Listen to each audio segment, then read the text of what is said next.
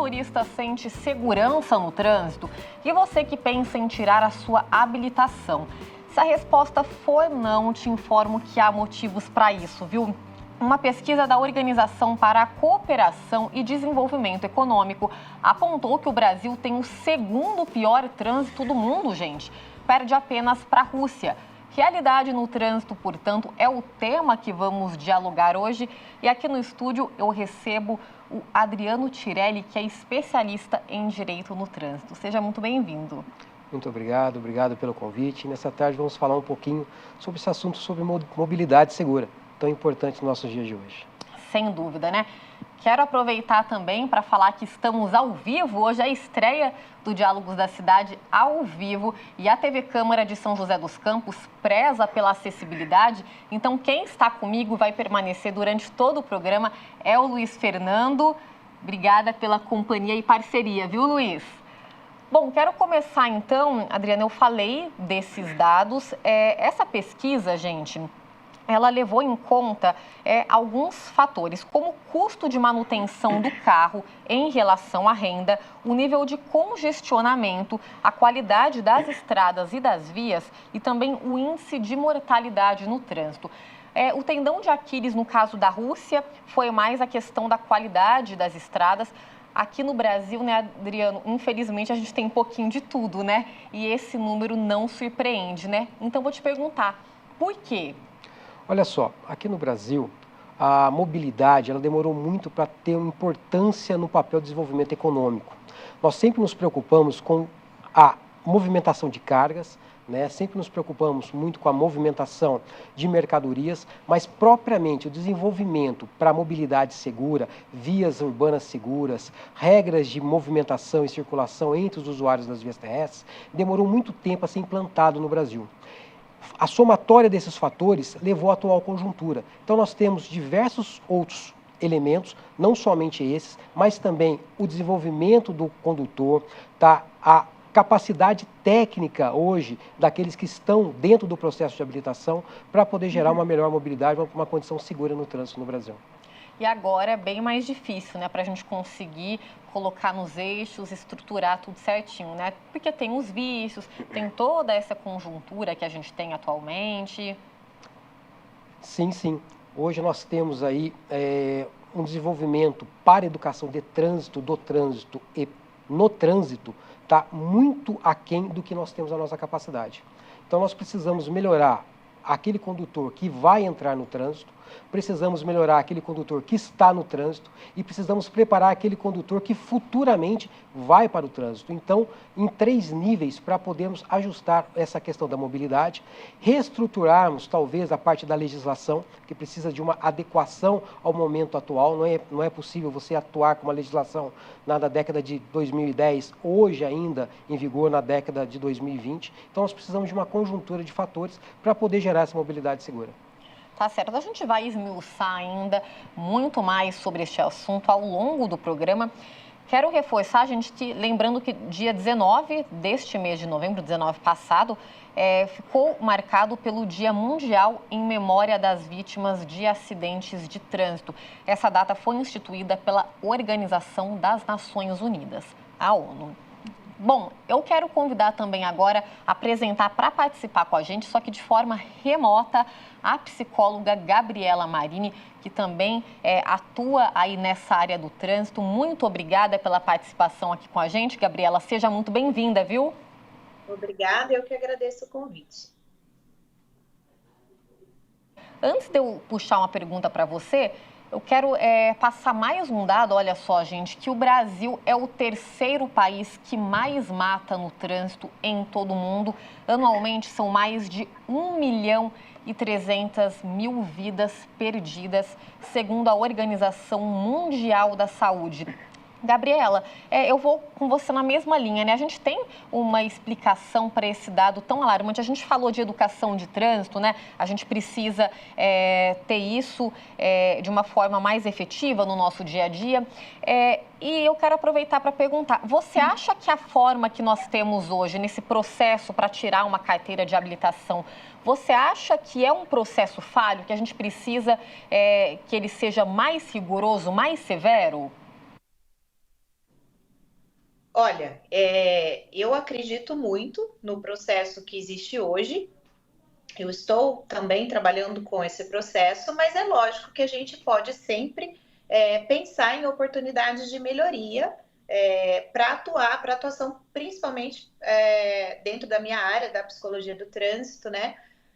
Até porque a gente sabe que o estado emocional do condutor, ele pode variar em função de várias coisas, né? E se você coloca a avaliação psicológica por períodos mais curtos, no meu ponto de vista, a gente consegue fazer um controle muito maior do estado emocional desse paciente, desse condutor, e tentar identificar preventivamente aquele condutor que pode demonstrar comportamento excessivamente agressivo no trânsito ou que não tem condição emocional de dirigir um veículo com cautela e com prudência.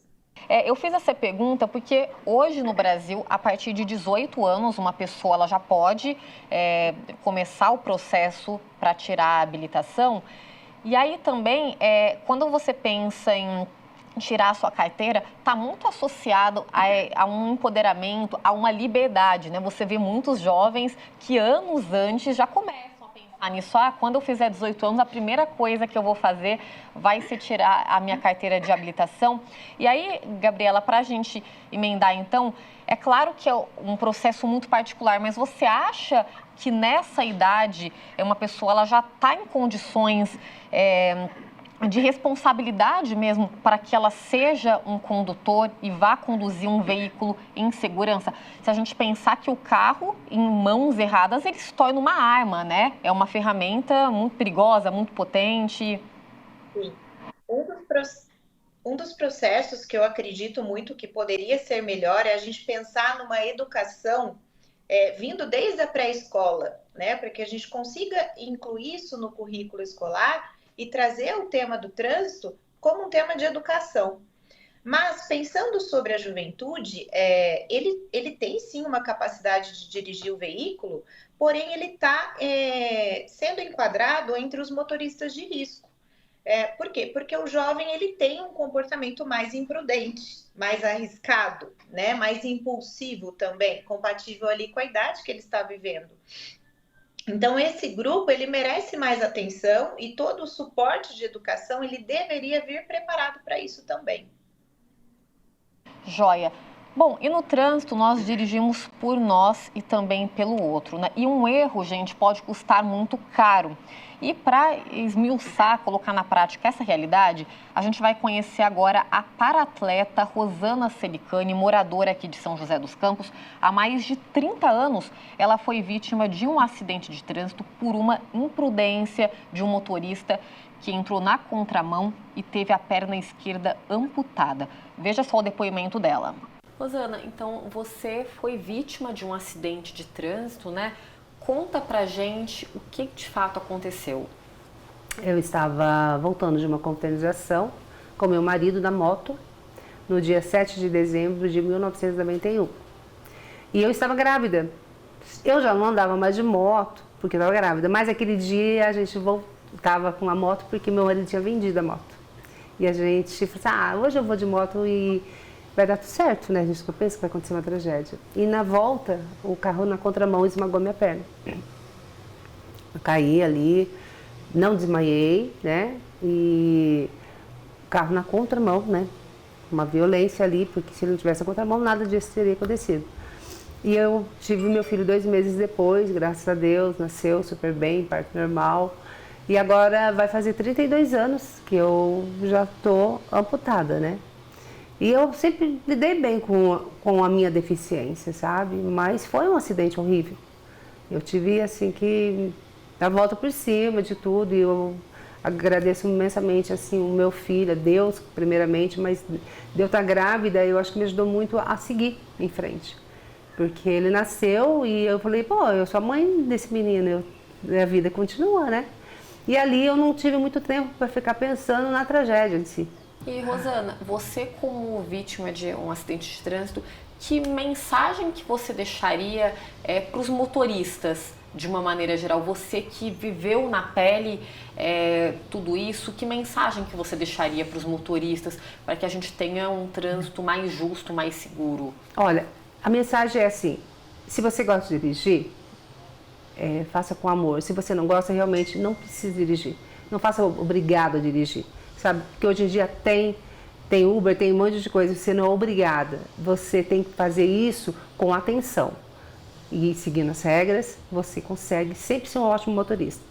Agora, se você faz isso mais ou menos, você não quer seguir regras e você não gosta de dirigir, isso aí pode te dar um prejuízo.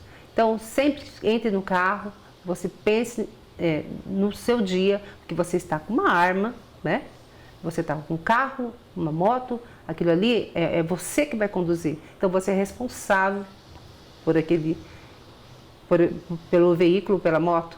Então, você tem que ter a consciência que você que manda ali. E você tem as regras a ser seguidas. Aí dá tudo certo. Tá, então, obrigada mais uma vez a Rosana pelo depoimento. Tá aí, né, gente, no caso dela, felizmente, ela sobreviveu, ela estava grávida de 7 meses, então olha só que situação. Adriano, eu falei um pouquinho com a Gabriela sobre esse processo aqui no Brasil. Muitas vezes, em alguns momentos, o condutor futuro, ele treina em ambientes que não são reais daquilo que ele vai vivenciar no trânsito.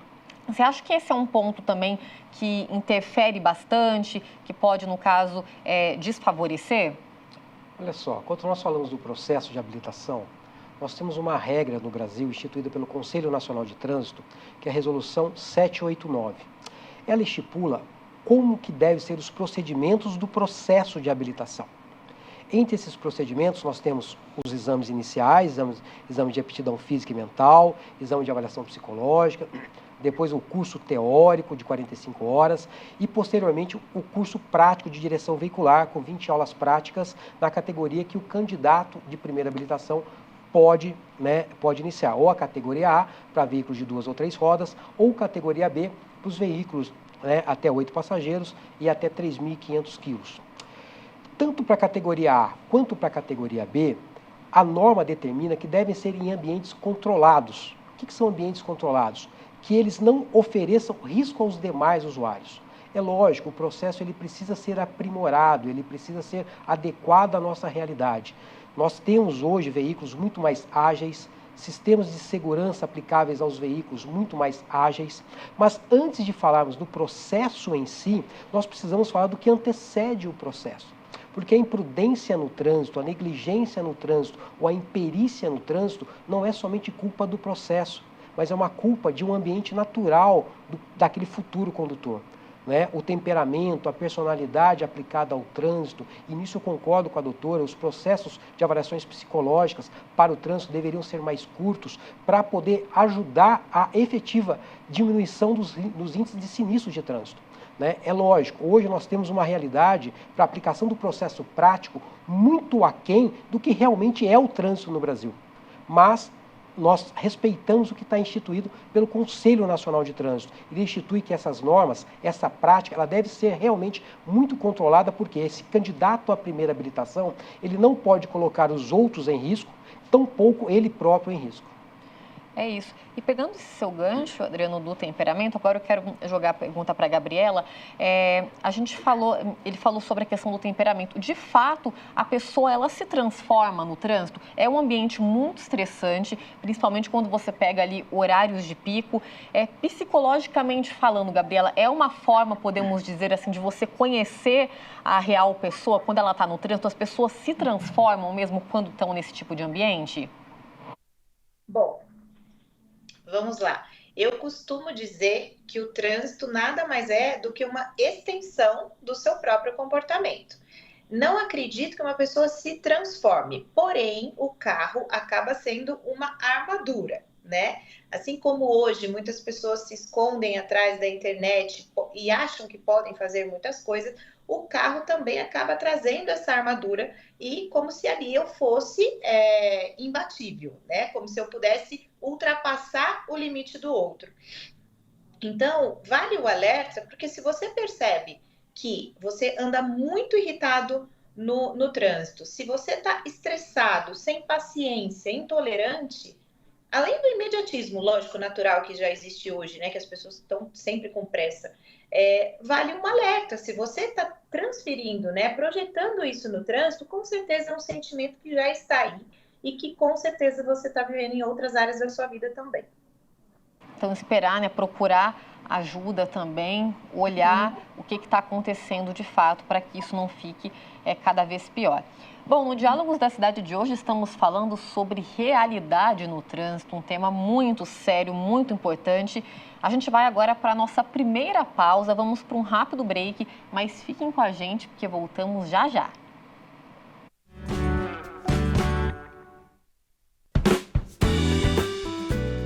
Eu converso aqui comigo no estúdio o especialista em Direito no Trânsito, o Adriano Tirelli, e de forma remota o bate-papo de hoje é com a psicóloga Gabriela Marini. A gente falava no fim do primeiro bloco sobre esse estresse no trânsito, que realmente não é fácil, né? Às vezes a gente se depara com algumas situações bastante complicadas, delicadas.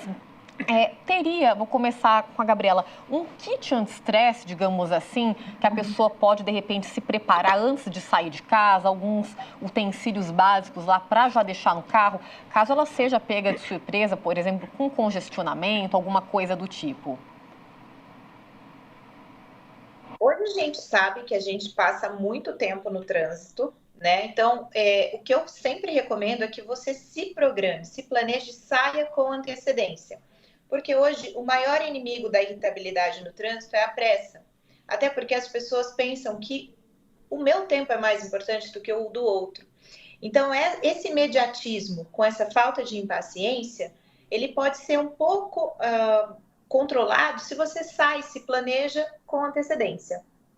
Né?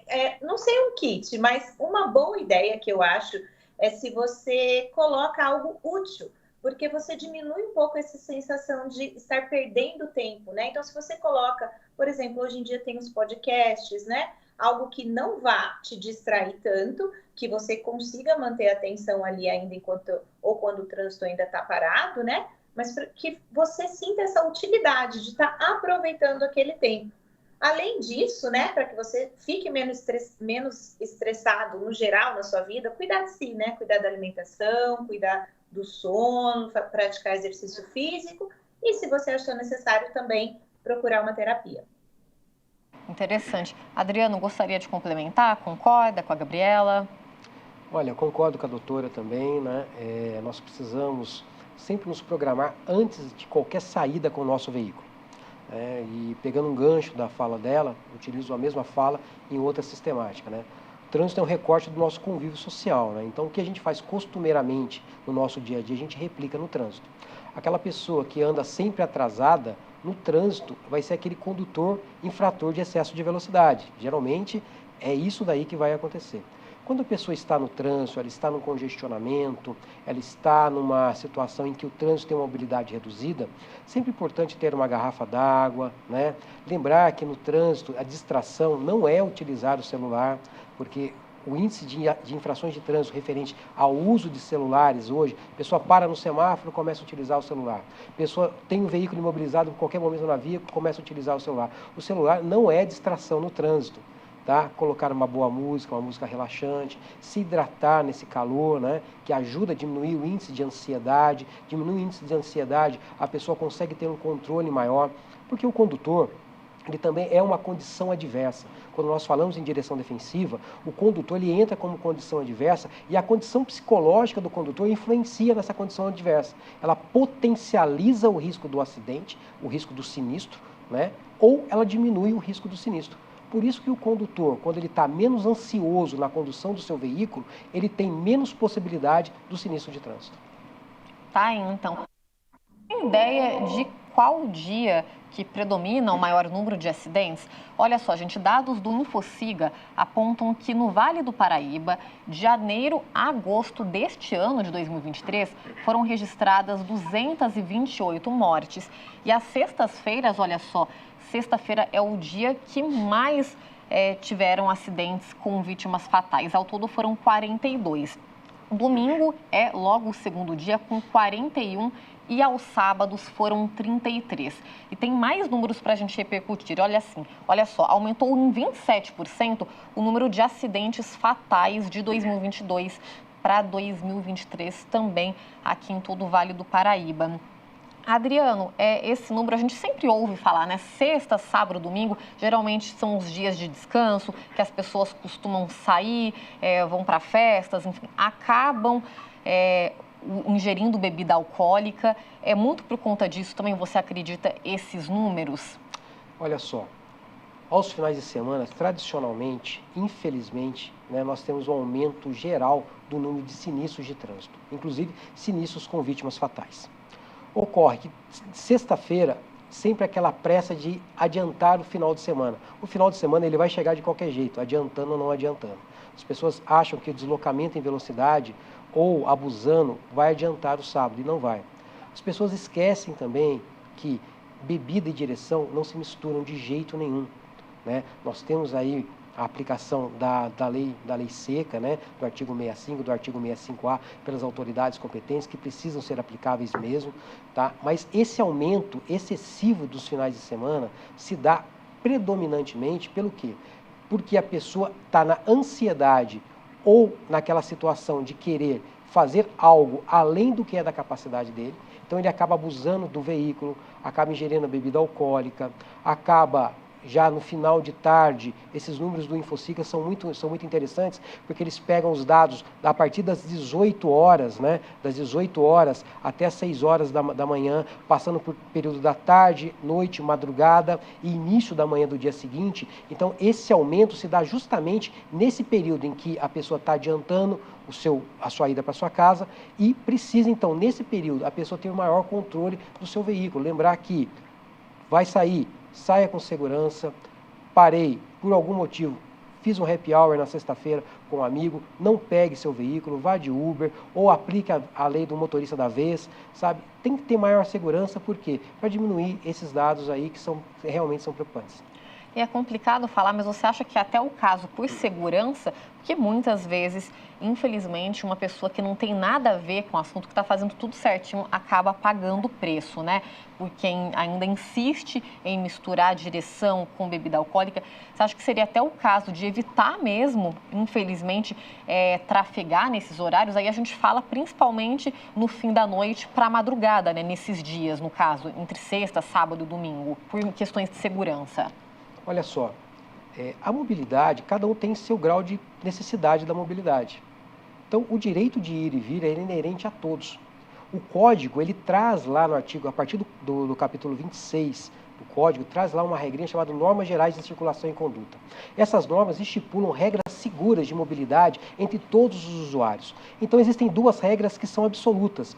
A minha mobilidade não pode gerar insegurança no trânsito e nem eu posso ser um obstáculo no trânsito. Então, eu preciso entender que, como condutor, eu tenho o direito de ter vias seguras, mas eu também tenho a obrigação de gerar essas vias seguras. Então, como que eu vou gerar essas vias seguras? Respeitando as regras do trânsito, e entre essas regras estão o quê? Está o quê? Está a lei do se bebeu, não dirija. Se a pessoa ingeriu uma bebida alcoólica, qualquer que seja a bebida alcoólica, e aí qualquer quantidade, certo? Não aplique a direção, tá? Vá de Uber, vá de um aplicativo, ou vá de transporte público, ou chame alguém para te levar. Por quê? Porque, infelizmente, em todo sinistro de trânsito, alguém que não tem nada a ver com a situação que você se colocou vai acabar pagando o preço pelo ato irregular seu. Muitas vezes, muitas pessoas acham, né? Mas não vai fazer diferença. Faz, gente, já você perde todo o reflexo, é uma questão bastante delicada e séria.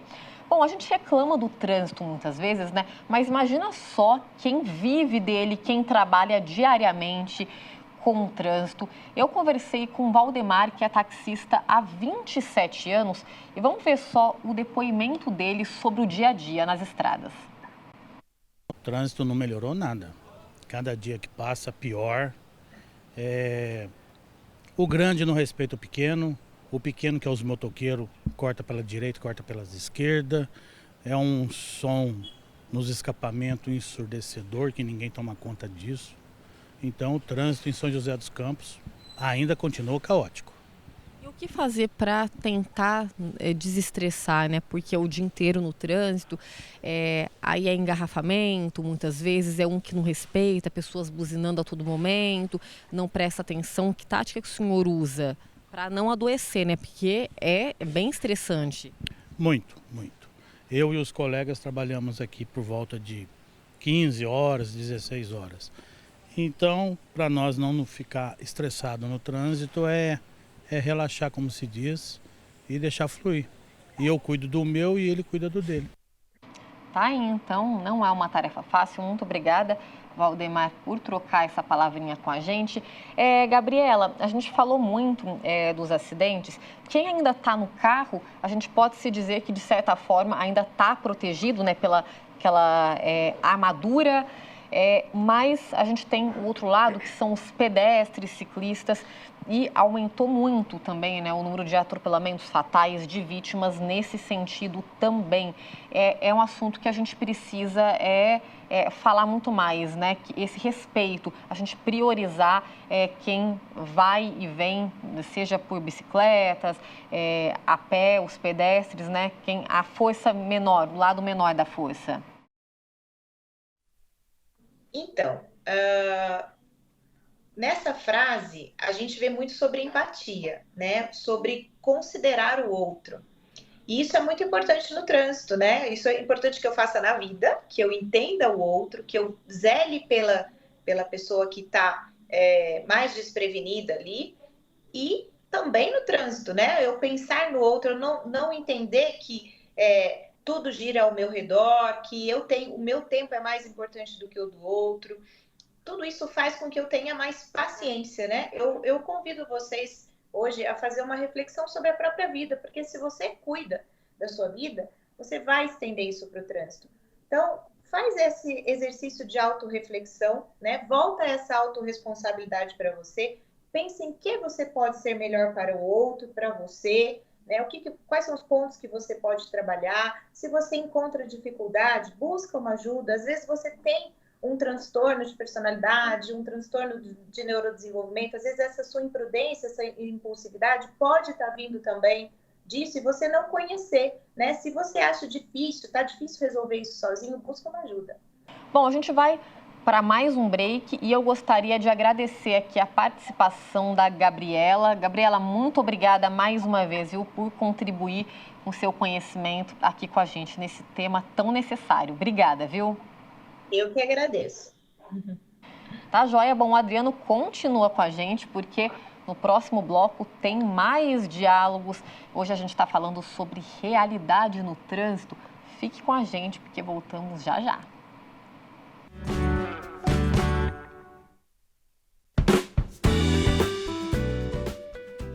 Estamos de volta com o Diálogos da Cidade. Eu já vou acionar a repórter Fernanda Santos, que está com um representante da Secretaria de Mobilidade Urbana aqui de São José dos Campos, para falar sobre as novidades, o que está por vir neste assunto aqui na cidade, não é mesmo, Fer? Boa tarde para vocês.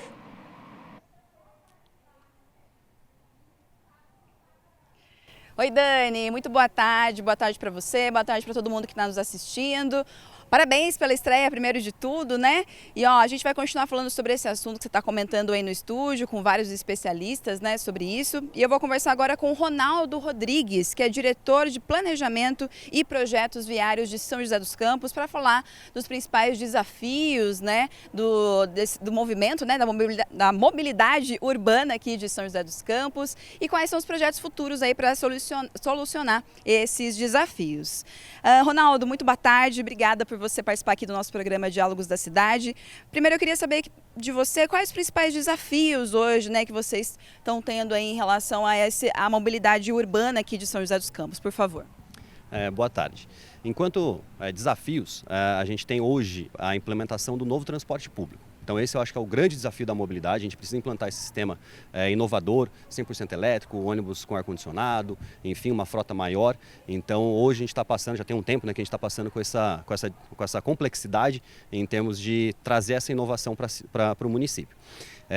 Vencido isso, a gente também tem outras ocupações, que seria a naturalidade do município em crescimento, novos prédios, casas, etc. e tal, e novas áreas sendo ocupadas, né, loteamentos novos surgindo, e tudo isso a gente vai fazendo os investimentos de infraestrutura. Então o município já vem trabalhando dessa forma, a gente vem trabalhando também com um investimento muito forte em mobilidade, em ciclovia, sistema cicloviário, porque a gente incentiva o modo de deslocamento de modos ativos, né, que seria bicicleta, patinete, a pé, enfim, para que a pessoa tenha a opção de escolher. Ou ela vai de carro, ou ela vai de bicicleta, ou ela vai de transporte público. Tendo esse sistema cicloviário confortável, ele opta por isso. Tendo um sistema de transporte público com qualidade, ele opta por isso também, deixando o veículo em casa. Então a gente tira aquele problema do pico de lentidão nos horários concentrados, consegue ter a demanda no transporte público e com isso a gente consegue resolver grande parte dessas situações de mobilidade da cidade como um todo. E aí a gente tem as obras que estão sendo feitas para investir e melhorar a condição de tráfego em todas as regiões do município. Ótimo. Então, Ronaldo, quais são esses projetos futuros aí para melhoria, né, da mobilidade urbana aqui de São José dos Campos? Você pode citar para a gente rapidamente, por favor? A gente já está executando a conexão de Jacareí, a São José e Jacareí, que seria através da Via Oeste. Temos já iniciado a Via Jaguari, que seria na Zona Norte, então ela faz um anel norte ali, garantindo uma conexão direta na Via Norte. Temos também projetos que vão ser iniciados, que é a duplicação da Livre Veneziane, que seria entre Astronautas, Avenida Astronautas e a Via Cambuí. Temos também a duplicação da Sebastião Golberto, que é aquele complexo do anel viário, chegando na Sebastião Golberto e João Marçom, então liga Zona Leste e Zona Norte, uma infraestrutura muito grande ali que a gente vai estar fazendo, já teve uma empresa vencedora aí, a gente talvez em janeiro já consiga estar iniciando os trabalhos por lá. Além disso, nós temos todo o sistema cicloviário a ser implantado, temos as obras, os projetos previstos, que seria do sistema cicloviário do anel viário, temos o anel leste, que seria o prolongamento ou continuação, né, da linha verde, então a gente estende esse corredor entre região sul, centro e leste, que serão as regiões mais adensadas do município. Também temos duplicação da Cajuru, duplicação da Tancredo, temos duplicação da João Miassi. Então são muitas obras que estão acontecendo e obras menores que seriam para melhorar a condição de quem já está instalado em algumas regiões. Rampa de acessibilidade, travessias, calçadas, todos esses investimentos a gente tem feito em toda a cidade. Ronaldo, muito obrigada, tá, por atender a gente na nossa estreia aqui do Diálogos ao Vivo, viu? Muito obrigada, parabéns aí pelos projetos, pelo trabalho. É isso, Dani, é isso, né? A gente tem que ter essa harmonia no trânsito, né? Nesses picos, né? Esses horários que são de pico na cidade para melhoria, né? Desse tráfego aí em São José. Então, tanto para motorista, quanto para ciclista, tanto para pedestre, ter essa harmonia, ter essa coisa boa aí para o nosso trânsito de São José. Né? É isso, Dani, parabéns pela estreia, viu? Parabéns a toda a equipe, viu? Volto com você no estúdio. É isso, obrigada, Fê. Seja sempre muito bem-vinda ao Diálogos da Cidade. Gente, eu quero complementar que nós fizemos uma enquete no Instagram se as pessoas motoristas ou passageiros têm receio, se sentem seguros de fato no trânsito. E a resposta, então, 87% responderam que não sentem segurança no trânsito, contra 13%. Tá aí uma diferença bem grande, né, Adriano? A maioria realmente não sente toda essa segurança. Nós vemos aí pela enquete que as pessoas, elas têm não só insegurança, mas dificuldade na mobilidade. Vendo o representante da Secretaria de Mobilidade Urbana falando de infraestrutura, é muito bom, né, você ter um município que investe em infraestrutura, mas também são 3 pilares do trânsito: engenharia de tráfego, educação para o trânsito e esforço legal. Eu posso ter uma infraestrutura muito boa e as outras 2 precisam trabalhar em conjunto com ela também. Porque se faltar um desses pilares, vai gerar e continuar gerando essa insegurança. Então, além da infraestrutura, o esforço legal, que é realmente a fiscalização, a capacitação dos agentes que estão ali na fiscalização, né, dos agentes de mobilidade urbana, dos agentes de fiscalização de trânsito, precisa estar ali no caráter educativo e fiscalização, que são 2 pontos importantes. A educação para o trânsito, porque eu posso ter uma infraestrutura muito grande e dissipar o problema, quando, na verdade, eu preciso solucionar o problema da educação na mobilidade. O ciclista, ele respeitar né, os limites do veículo automotor, o veículo automotor respeitar um ciclista quando estiver numa ciclorrota ou numa ciclofaixa ou na ciclovia, lembrar que dentro da ciclovia existe uma condição específica para aquele tipo de veículo, veículo a propulsão humana ou autopropelido. Então, todas essas conjunturas juntas vão melhorar aí esse índice de 80%. Aí. Isso aí, a educação é a base para tudo, né, gente? A educação, a informação, é com isso que a gente vai mudando a realidade. Bom, eu quero chamar agora para conversar com a gente, nesse último bloco também, o representante do Observatório Nacional de Segurança Viária, Pedro Borges. Seja muito bem-vindo, Pedro, e obrigada por aceitar nosso convite. Olá a todos, obrigado por nos receber aqui. Eu quero começar com você. O trânsito de São José dos Campos, apesar de ser uma cidade, uma grande cidade com mais de 700 mil habitantes, ele ainda é muito melhor, flui bem mais do que em muitas capitais, não é mesmo? Mas a gente tem um dado aqui de que a cidade, olha só, tem uma frota de 472 mil veículos e é o 8º município do estado de São Paulo com o maior número. É uma posição de peso, podemos dizer assim, e como que a gente tem de trabalhar a respeito disso, né? A gente tem uma frota bem grande, como que a gente pode trabalhar essa situação? O número em si, o número da frota ser grande, ele não é necessariamente um problema. Muitos estudos eles colocam a grandeza de uma frota numa cidade correlacionada com as condições econômicas dela. Então, São José dos Campos é um município economicamente muito ativo comparado com outros municípios que são do mesmo porte, tanto dentro de São Paulo quanto de outros estados do Brasil. Mas o que a gente tem que se preocupar com essa grande frota é o grande movimento de veículos e o conflito, né, entre esses motoristas e outros modais, como os pedestres, os ciclistas e até os motociclistas. Então, a gente do Observatório está sempre preocupado com essa questão do trânsito mais seguro para as cidades brasileiras.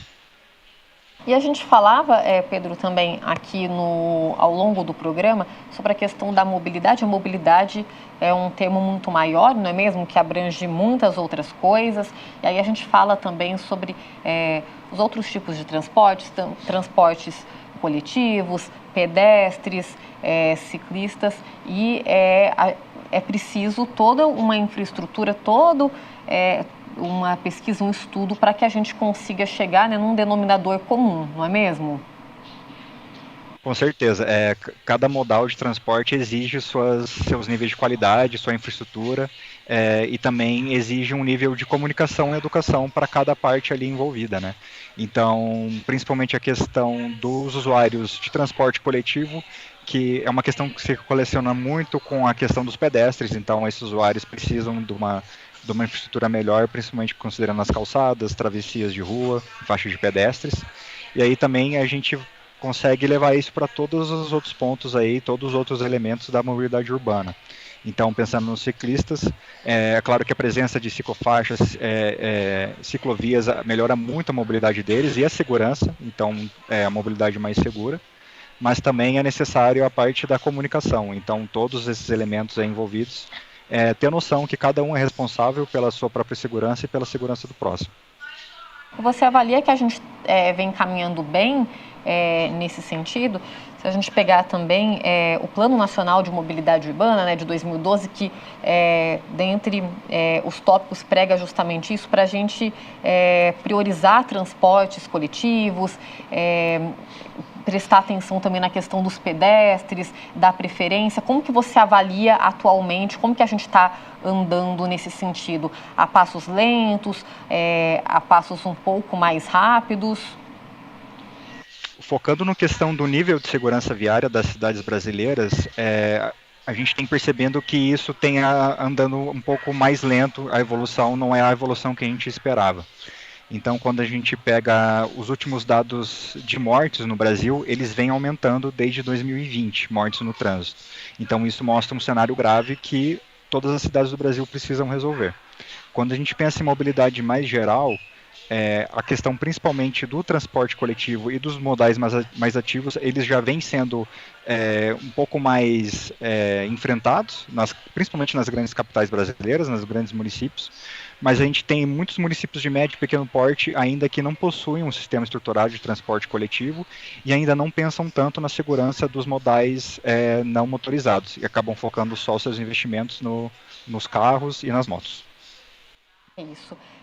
Trazer agora para o Adriano. Adriano, quando a gente fala em trânsito, um dos tantos sinônimos é a saúde, né? Porque acidentes de trânsito, eles são sim um problema de saúde pública, não é mesmo? Você tem leitos que são ocupados, leitos de UTI muitas vezes, que também não são baratos. Aí tem tanto a questão econômica quanto a questão também de poder faltar um leito para outra coisa, né? Esse assunto, ele precisa ser levado além, não é mesmo? Ser tratado de fato como um assunto de saúde pública. Você acha que atualmente é levado nesse patamar ou na sua visão ainda não? Olha, nós tivemos, foi ontem, a votação na Câmara na Comissão de Viação Viária, na Comissão Viária do Senado, no Senado da Câmara dos Deputados, me falha a memória agora, a aprovação de um projeto que o condutor que gerar um sinistro de trânsito com vítima, ele fica responsável pelo tratamento da vítima durante todo o período em que ela estiver vitimada por causa daquele acidente, daquele sinistro de trânsito. E eu acho isso muito importante, porque o sinistro de trânsito, ele envolve diversos atores. Então você tem o resgate, a unidade de suporte avançado, você tem o hospital, você tem o deslocamento da unidade de segurança, as equipes de apoio para sanar um problema sobre a via, e aquele que gerou o sinistro de trânsito, ele sendo efetivamente considerado responsável por aquele sinistro, sim, ele deve ser, sim, penalizado por isso, para que haja uma imputação de maior conceito de responsabilidade na segurança, certo? Hoje nós temos no Brasil, infelizmente, a questão do, só machucou um pouquinho, só foi alguma coisa muito leve, tá? As pessoas que não tiveram aí a infelicidade de perder um parente, um ente querido, um amigo, vítima de sinistro de trânsito, não sabem a dor que isso causa e o transtorno secundário que isso causa. Nós tivemos um aumento, como o representante do Observatório Nacional falou, um aumento do número de sinistros de trânsito com vítimas fatais no Brasil nos últimos anos, e esse aumento gerou, inclusive, um déficit previdenciário, porque envolve o quê? Envolve questões previdenciárias, envolve questões de saúde pública, porque os insumos que seriam destinados à saúde pública para outros meios têm sido aplicados dentro do trânsito. E pensar que é uma situação que deveria e pode totalmente ser evitada, né? Sim, sim. A prudência, a atenção, a previsão, todos esses elementos que devem ser aplicados ao condutor que efetivamente está sobre a via com o seu veículo, tá? Se aplicados de forma correta, eles diminuem a possibilidade do sinistro de trânsito. Dentro da direção defensiva, nós trabalhamos com 2 tipos de acidentes. Ainda trabalhamos com a terminologia acidentes dentro de direção defensiva. O acidente que é evitável e o acidente que é inevitável. O acidente evitável é aquele que eu poderia fazer algo a mais para evitar aquele acidente. Poderia ter parado mais cedo, poderia ter diminuído minha velocidade, poderia ter posicionado meu veículo de forma melhor. E o acidente inevitável é aquele que, infelizmente, mesmo eu fazendo a minha parte, o outro não fez. Então nós precisamos trabalhar sempre com a ação do condutor. Ele é responsável, tá? Todo aquele que está no veículo automotor, ele é responsável por gerar a segurança para o que está ao seu lado. Por isso que o conceito de direção defensiva é dirigir para você e para os outros, de forma a minimizar os riscos envolvendo a mobilidade. Tá aí uma baita de uma responsabilidade, né? Bom, a gente precisa liberar o Pedro. Pedro, você concorda? Gostaria de fazer alguma consideração final a respeito desse assunto?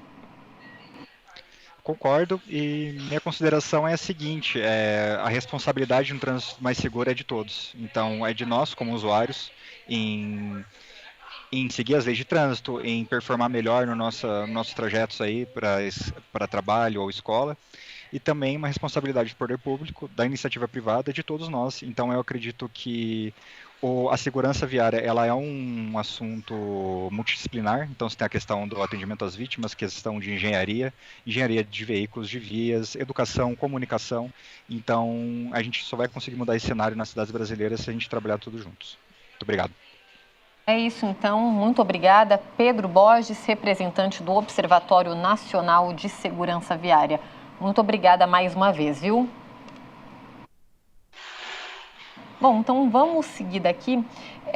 A gente está numa época, né, Adriano, também fim de ano, uma situação ainda mais delicada, porque aí começam as confraternizações, festas, o pessoal muitas vezes exagera um pouquinho, e aí a gente também costuma ter um aumento, infelizmente, num período que devia ser de festa, muitas vezes a gente tem um aumento. A gente fala sobre a informação, a importância também das campanhas de conscientização para isso também, né? Você acha que elas hoje estão tendo têm surtido efeito de fato? Você acha que ainda não, que a gente precisa ser mais incisivo em termos, a gente falou da educação, mas falar também em termos de conscientização, veículos de comunicação em massa que fazem campanhas mensalmente também? Olha, pegando um gancho ainda do representante do observatório, quando ele falou que o trânsito é uma responsabilidade de todos nós, né? O poder público, ele tem feito a parte dele, talvez muito aquém do que deveria, mas tem feito a parte dele com as campanhas educativas, tem feito a parte dele na fiscalização, mas precisa de uma mudança de comportamento própria do condutor, do cidadão. Nós não podemos ter a pessoa que está atrás de um veículo automotor apenas como motorista, mas ele é um cidadão. E como cidadão, o que ele não quer para ele não pode permitir que aconteça com os outros. Então, se ele acha que um condutor que está ao lado dele está gerando insegurança no trânsito, por excesso de velocidade, muitas vezes por estar sob a influência de álcool ou outra substância que altere a capacidade de condução dele, se está mexendo no celular, ele também tem que colocar isso de forma a não permitir que isso ocorra. Então chega o final de ano agora, nós temos aí as festas que deveriam ser momentos de alegria e muitas vezes se tornam momentos de tristeza pela irresponsabilidade de outros. A sugestão, o conselho, né, assim a gente pode dizer, é que respeitem o limite, tá? O limite do que você não quer para você. O que você não quer para você, você não permita para os outros, e isso vale também para a condução do veículo automotor. Tá certo, então, com essa mensagem, dirija por você e pelos outros, né? E a questão da consciência, porque a gente vê, né, Adriano, que muitas das vezes, com as multas mais severas, só mexendo no bolso que as pessoas, de fato, se conscientizam, mas não precisava ser assim, né? A gente está falando de um bem tão precioso que é a vida, né? Que é algo que ninguém pode dar por você e tal, é algo muito precioso mesmo, então a gente tem que ter essa empatia, essa sensibilidade, um fator que a gente tocou bastante aqui hoje, você, a Gabriela, é isso. Bom, gostaria de te agradecer, então, pela participação aqui com a gente, que esse assunto, gente, sirva de reflexão para você, condutor, para você que está pensando, de repente, em tirar a sua habilitação. Pense bastante nesse bate-papo, reflita muito, seja responsável. Adriano, obrigada mais uma vez, viu? Olha, eu que agradeço o convite. É um prazer muito grande poder estar falando sobre trânsito. Obrigado aí por estar fazendo parte do primeiro programa ao vivo. Desejo felicidades na continuidade desse programa que tem somado muito já para a nossa população. E lembrar você que está na condução do seu veículo automotor ou que é um pedestre. O trânsito é responsabilidade de todos nós. Então você que é pedestre, respeite os limites dos veículos automotores, atravesse nas vias onde houver sinalização para você. Você, condutor do veículo, quer seja de 4 rodas, de 2 rodas, autopropelido ou a propulsão humana, respeite as regras que estão instituídas a você, porque cada um respeitando a sua regra, nós vamos gerar uma mobilidade segura. Tá aí, então não terceirizes, cada um fazer a sua parte, é clichê, mas é verdade, gente. A gente vai ter um trânsito, uma sociedade muito melhor, muito mais harmoniosa. Então é isso, o primeiro Diálogos da Cidade ao vivo fica por aqui. Agradeço a vocês pela companhia de hoje. Quero agradecer também o Luiz Fernando, né, Luiz, que esteve aqui com a gente durante todo o programa na tradução simultânea de Libras. É isso mesmo, a gente, a TV Câmara de São José dos Campos, prezando pela acessibilidade.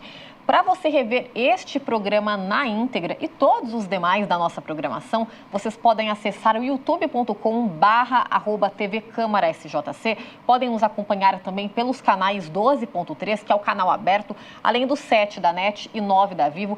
Não tem desculpa para não assistir a TV Câmara, viu, gente? Tem muitas opções aí. E se vocês quiserem conferir nossos bastidores, dar alguma sugestão de pauta, podem nos acompanhar também pelo Instagram, que é o @tvcâmarasjc. Eu fico por aqui, mas semana que vem estamos de volta novamente ao vivo. Até mais!